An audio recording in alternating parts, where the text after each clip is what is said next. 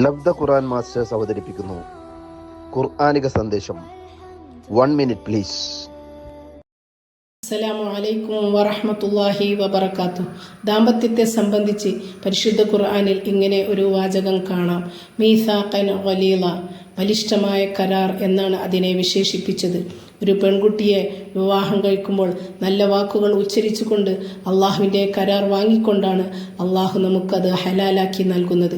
ഈ ദാമ്പത്യ ജീവിതത്തിൽ വിശ്വസ്തത കാത്തു സൂക്ഷിക്കുക എന്നുള്ളത് ഇരു കൂട്ടരുടെയും ബാധ്യതയാണ്.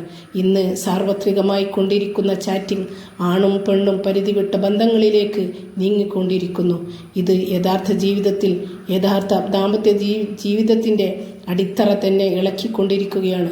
ഒരിക്കൽ പോലും ഒരു പുരുഷനിൽ നിന്നോ ഒരു സ്ത്രീയിൽ നിന്നോ ഉണ്ടാവാൻ പാടില്ലാത്ത കാര്യമാണ് താൻ വിവാഹം ചെയ്തവളെ അല്ലെങ്കിൽ ചെയ്തവനെ വഞ്ചിക്കുന്ന രൂപത്തിലുള്ള പെരുമാറ്റം ഉണ്ടാവുക എന്നുള്ളത്.